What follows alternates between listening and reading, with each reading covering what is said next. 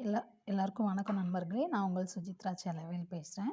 இந்த slate pencil சாப்பிடுறது, chalk piece, அப்புறம் இந்த அடுப்பு கரி, அப்புறம் செங்கல் தூளு, ஓடு இது மாரி. ஏன்னா இது எல்லாமே நான் அப்பப்ப அந்த கிரேவிங்ஸ் வரும்போது சாப்பிட்டுருக்கேங்க. சாப்பிட்டுட்டு என்ன ஆச்சு அப்டின்னா, என்னோட ஹீமோகுளோபின் லெவல் ரொம்ப ரொம்ப 5.85 போயிட்டு, இந்த ரத்த ஊசி போடுவாங்க இல்லைங்களா? குளுக்கோஸ் மூலியமா ஐவில போடுவாங்க இல்லைங்களா? ரத்த ஊசி. அது மாரி 10 ஊசி போட்டு தான் என்னைய காப்பாத்துனாங்க. அதுலேருந்து அந்த டாக்டர் என்ன சொன்னாங்கன்னா, "நீ இனிமே ஏதாவது சாப்பிட்டீன்னா, உன்னோட குடல நான் எடுத்து வெளிய போட்டுருவேன். இனிமே நீ சாப்பிடக்கூடாதுன்னு" சொன்னாங்க. அப்புறம் இன்னொரு மருத்துவர் என்ன சொன்னாங்கன்னா, "அதெல்லாம் எதனால வருதுன்னா, கால்சியம் டெஃபிஷியன்சி தான் ஸ்லேட் பென்சில் சாப்பிடுறீங்க. இந்த ஓடு இதெல்லாம் அயர்ன் கன்டென்ட் டெஃபிஷியன்சி தான். அதனால அந்த சத்து நிறைந்த உணவுகள் நீங்க எடுத்துக்கும்போது, அந்த கிரேவிங்ஸ் உங்களுக்கு போயிடும்."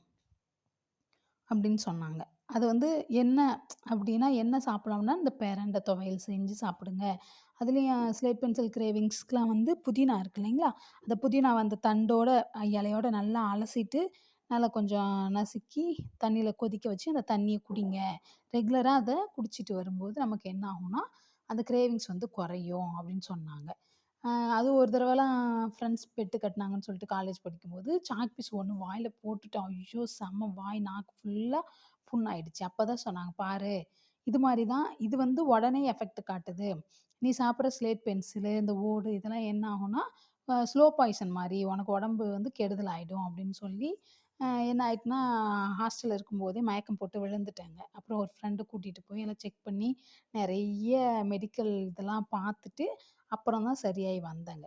அப்படி இருந்தும் என்ன சொல்றது, கொஞ்சம் அதெல்லாம் பார்த்தா, அந்த கிரேவிங்ஸ் வருதுன்னு தான் இப்போ போயிட்டு ஒரு மருத்துவர்ட்ட கேட்டபோது சொன்னாங்க. "உங்களுக்கு அத தயவு செஞ்சு சாப்பிடாதீங்க. ஏற்கனவே உங்களுக்கு இவ்வளோ பிரச்சனை வந்திருக்கு.